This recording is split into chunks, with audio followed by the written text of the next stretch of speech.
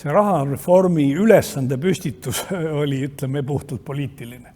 Et see ei olnud rahandustehnoloogiline ja see kogu see reform ei olnud rahandustehnoloogiline.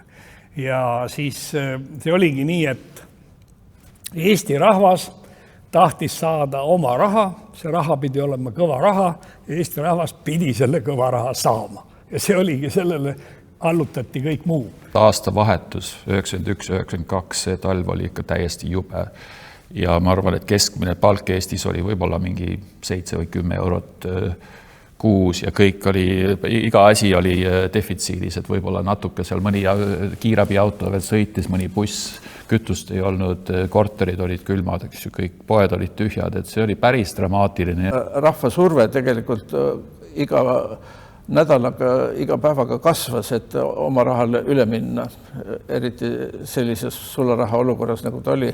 Üldse, mis toda aega, seda aega 30 pluss aastat tagasi iseloomustab see, et minu arvates olid väga head liidrid väga oluliste vedajatena asjade ees. Inimesed, kes suutsid organiseerida aktiivselt tegevust ja väga tähtis inimesed, kes julgesid otsustada. Oli väga hea otsustada, sest oli ainult üks võimalus. Teisi võimalusi ei olnud.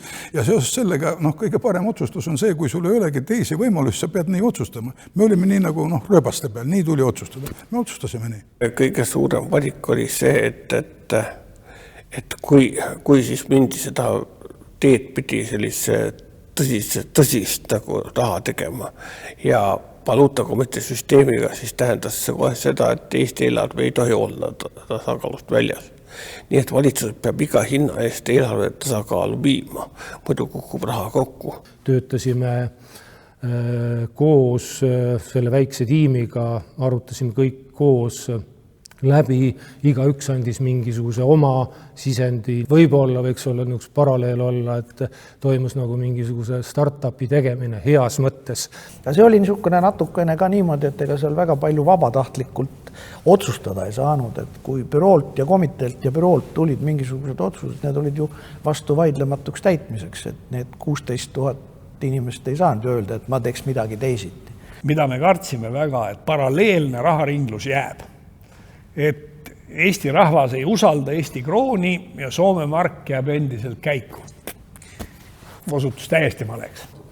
No, ma arvan, et see positiivne asi oli, et lihtsalt ma arvan, et loodi mingisugune normaalsus, et see kõik oli vanasti selline kõverpeeglite maailm, kus vesi voolas üles mäge ja et see plaanimajandus oli ikka perversne mitmel moel ja see, et nüüd lõpuks taastub karm reaalsus, aga vähemalt selline normaalsus. Rahareform oli ja on aluseks meie praegusele tegelikult ka edule, hiljem liitumisele ju Euroopa Liiduga, eurokasutusele võtmine, kõik see tegelikult saigi võimalikuks just tänu edukale rahareformile.